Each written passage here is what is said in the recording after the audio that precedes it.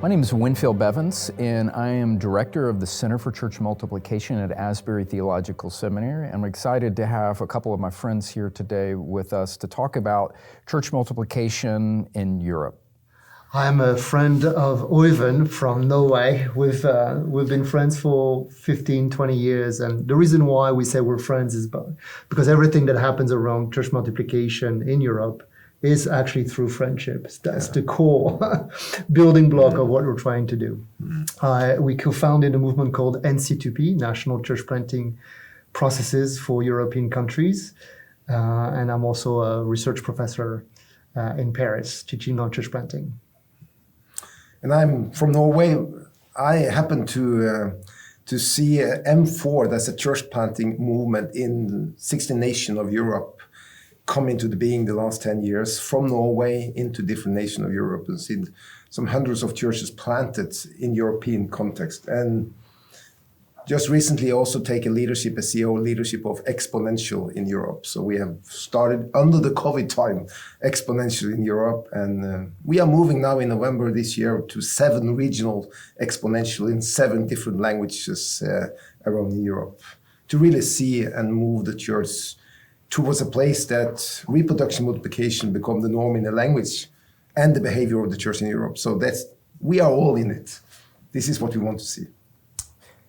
Very exciting. So many times we hear in the news and in the church world that, post-Christendom Europe, and you think of the church is dead in Europe. And I think one of the exciting things about our conversation, and in particular the work that you all are doing, is you're seeing fresh life and vitality that's actually happening across the continent. And so tell us some stories about what's happening. What are some exciting things that you're actually seeing on the ground?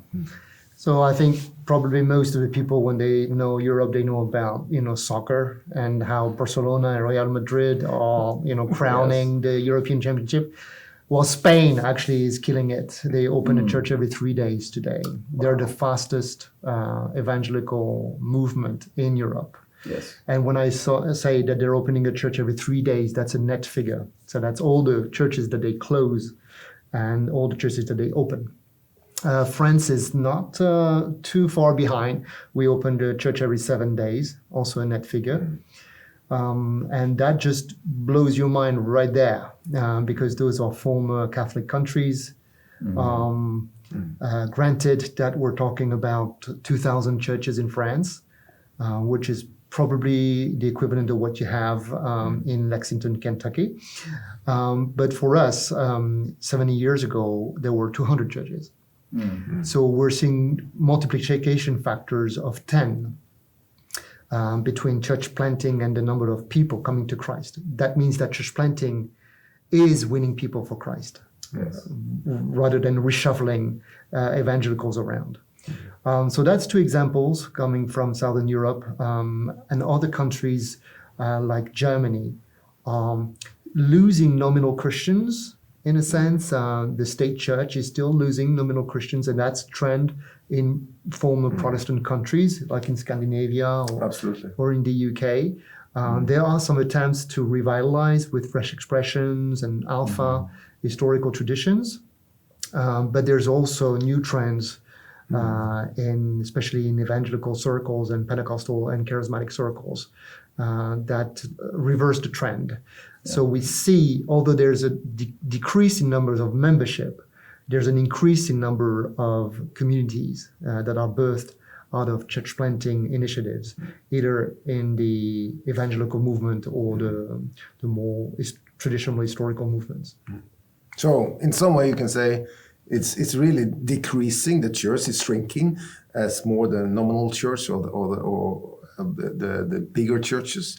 At the same time, there's quite a lot of new things happening. Yes. It's a little bit undercover, it's a little bit not unseen yet, but we are exciting. We think you are really moving into a new time, and we can really see God moving. I sometimes say we haven't these big churches, these mega churches, a lot of them in Europe. But, sometimes I'm a pastor in a local church myself, and last Thursday we had 40% of all the 10 to 12 years old in our church of the suburb. We have a suburb 6,000 people. And as a church, we reach 7-8% of that population on a regular basis. You know, that's quite a mega church in a small setting. And I think this is what's our Europe. Yes. We would love to have mega churches, and we would love to have bigger churches, but there's a lot of small churches penetrating, because it's in its essence to be a church is being on mission. Yes. You know, you are not gathering people. We sometimes say you have to win your church planting team for Christ before you start. And you know, that's the reality of a mission field. Some places in Europe, like Czech, you have 0.56% evangelical. You know, if you go further on to Croatia and Serbia and Albania, you know, the percentage of evangelical is very low. So I will say Europe is a mission field, yes. The church is still declining, or more the bigger churches, but something new is happening, and that's really exciting. That's great. That's, in many ways, it's a lot of kind of what we're seeing in the U.S. as well. Your kind of nominal kind of main lines are in rapid decline, and those are the buildings, and those buildings are sitting empty, while at the same time you have this kind of underground movement, especially among immigrant populations in North America. For instance, the fastest growing church in North America is the Spanish-speaking church planting movement, and they're evangelicals. Many of them are Pentecostals, Spirit-filled, but it's underneath the surface. It's happening in homes. It's more micro rather than kind of launch large models. And so in spite of all of the decline that we see, the Lord is moving. There's a new thing that's kind of happening underfoot, and so very exciting. What are some trends that you're seeing that are encouraging with this work? Cross-denominational. Is this kind of new movemental things that are happening? It sounds like kind of more micro, shifting away from kind of more, again, there aren't a lot of mega churches in Europe. And so what are some encouraging trends that you're seeing? One trend that I can talk about is what we called charismatic ecumenism. In Europe, we say there were 3 waves of ecumenism: the charity, John 17 ecumenism back in the 1960s, 70s, this idea we need to get around the table and start behaving like one body. Then the charismatic ecumenism that brought together branches within the Catholic and the Reformed and the Evangelical Church around the gifts of the Spirit. And since the beginning of the year 2000, the emergence of what we call the charismatic ecumenism around missions, the urgency of missions. And I think what we're seeing is historical churches, because they are decreasing in membership, we're coming to the end of Christian nominalism in Europe. And so at the end of the day, what you will find in the Catholic Church is militants. You know, those who are still there. And when you ask them why are they Catholics, they say because Jesus is risen, which is a different answer that they would have given 15 years ago. They would have said, well, because I was baptized Catholic. So they become militant. And as militants for the gospel, you know, we find one another very easily. The Alpha course program has been one of the accelerator factor of this charismatic ecumenism, birthed out of Holy Brompton Trinity in the Anglican Church, and then being actually inculturating within the Catholic faith in France. France has run 20,000 Alpha courses. It's massive, absolutely massive. And what Alpha has done is created a common language around missions and evangelism.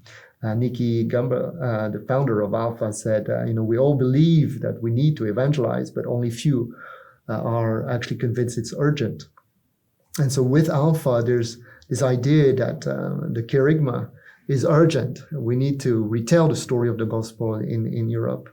And so we are seeing unprecedented collaborative efforts around evangelism, disciple making, and church planting.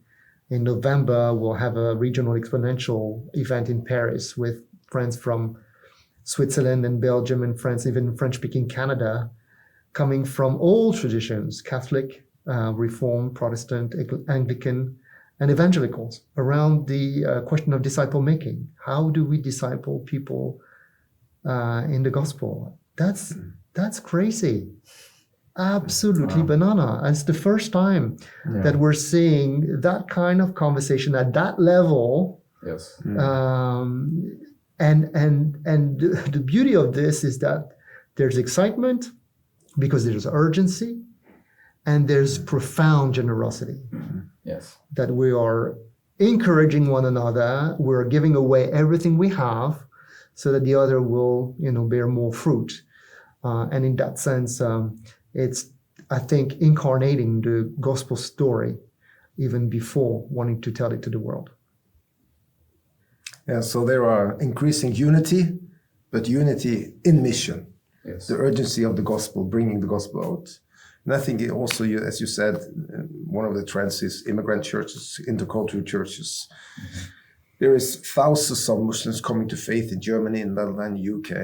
That is like building up a whole new movement. So there is a lot of things, but a lot of this is more undercovered. It need to be researched. It need to be we need to lift the stories to the surface.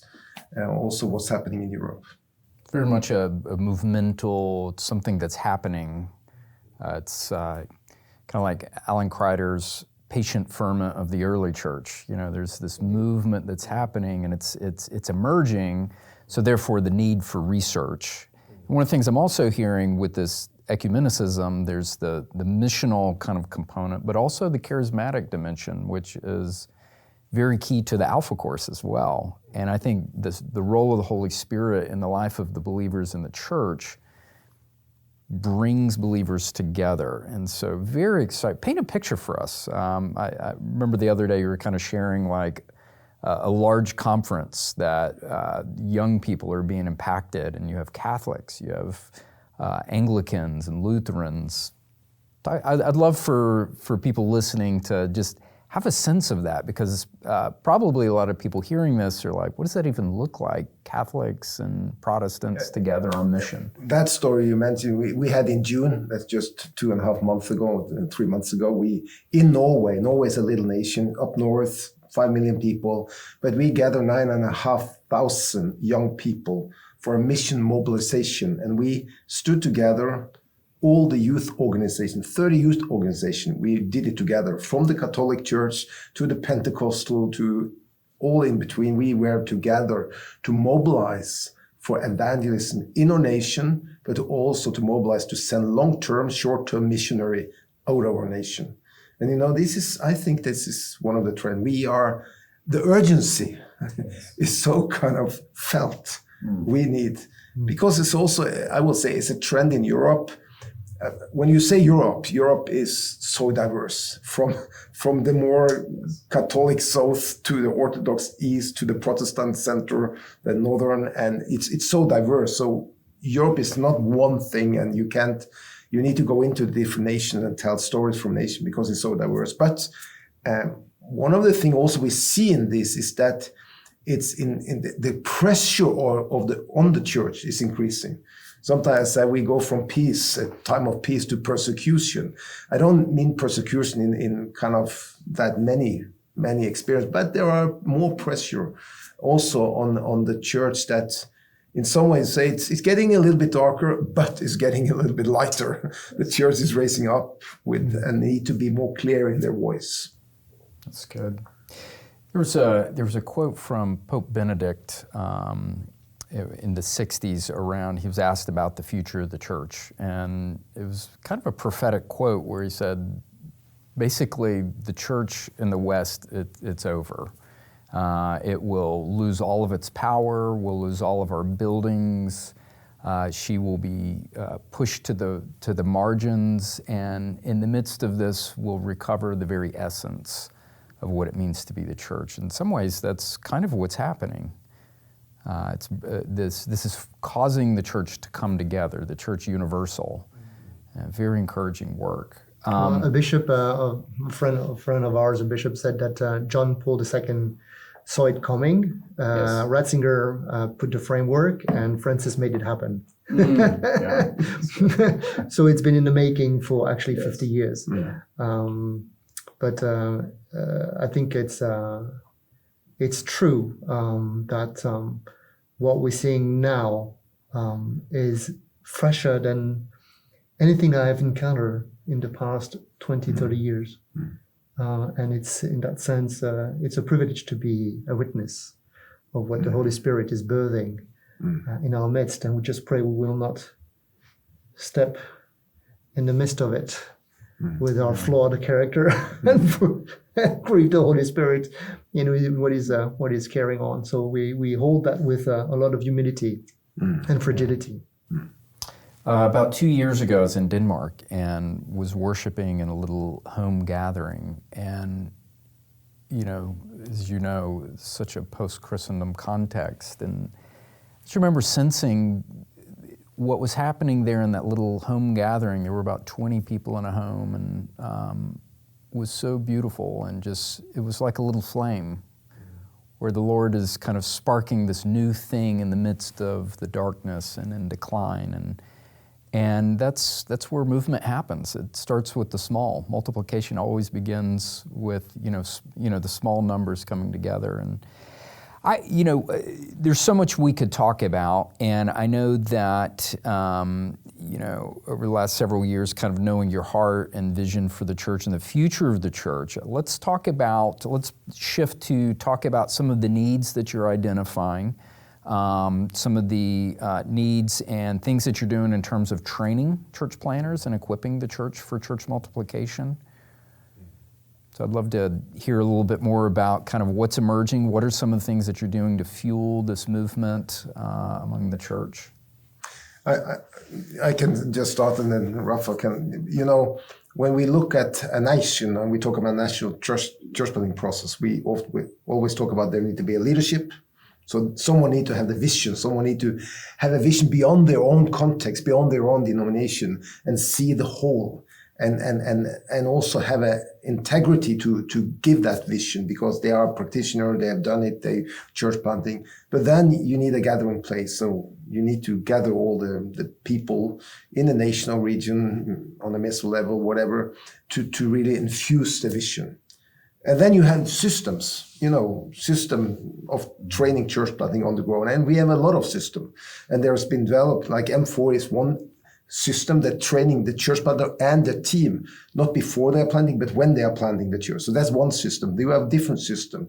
But what the missing pieces of the fourth piece is more research and a common research language, and really do thorough research of what God is doing to lift the stories, but learn from the stories through research in Europe. I think in many of the nations and in Europe as a whole, I think that's a piece that is really needed.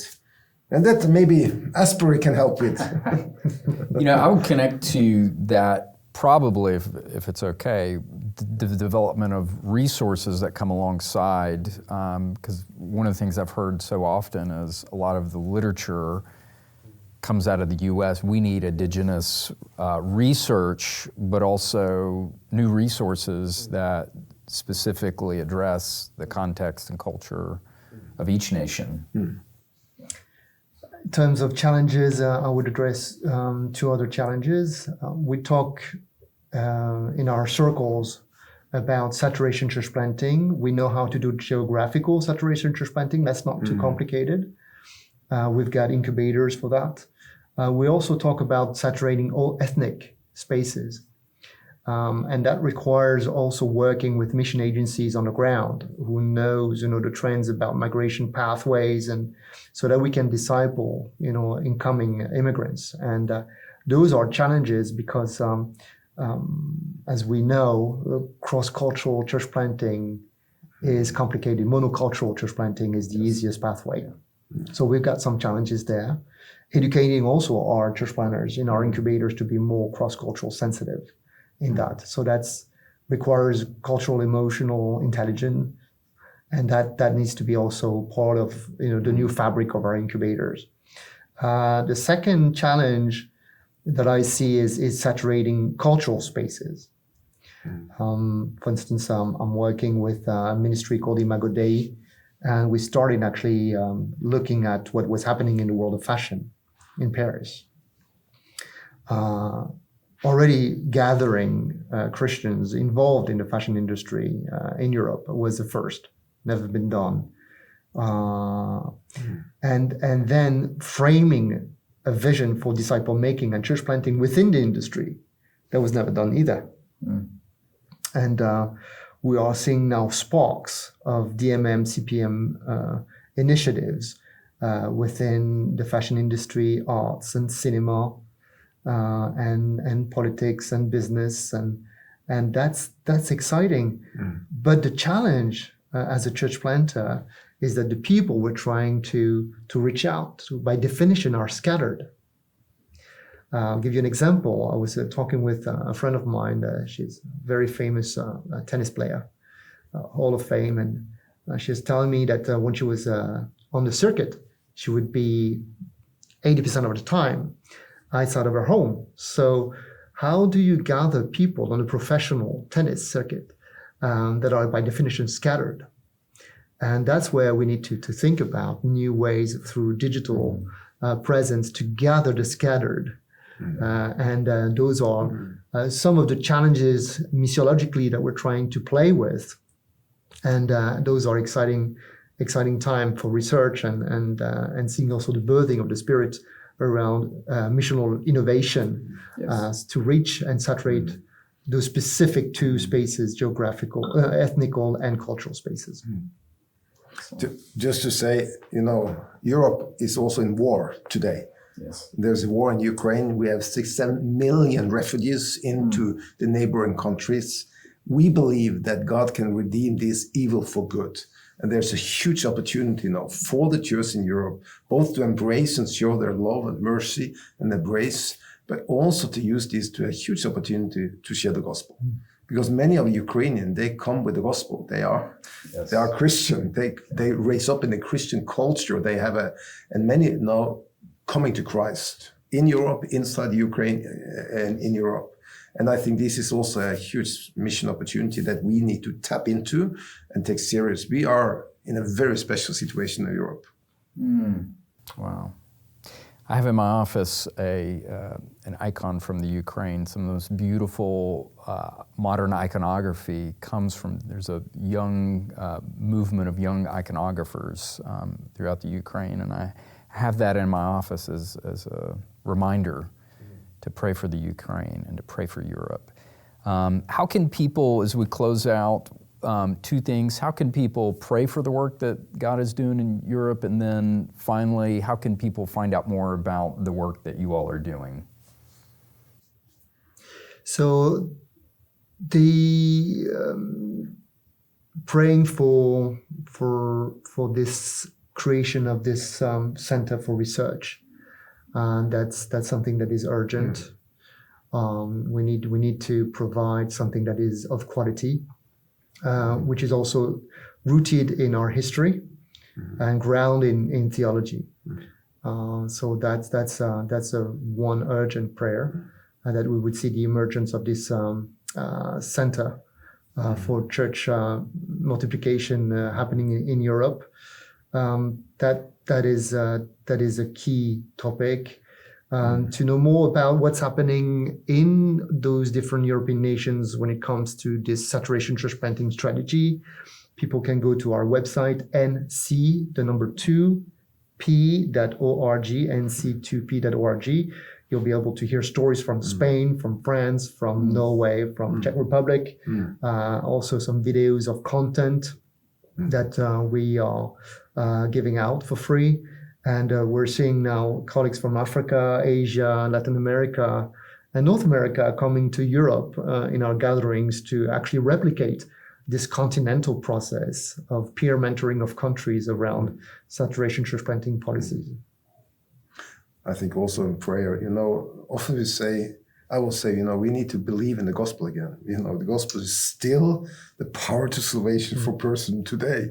And in European churches, I think, of different reasons, we lost the faith in the simple gospel of Christ. Yes. And I think we need prayer to see a church that is bold in sharing the gospel to people. Not just evangelists, but a broad church sharing the gospel to people. Because, it's still the power to salvation. And that's my kind of feeling and prayer, is to really see a move of people sharing the gospel, because that's still the power to salvation for people who believe, that come to faith.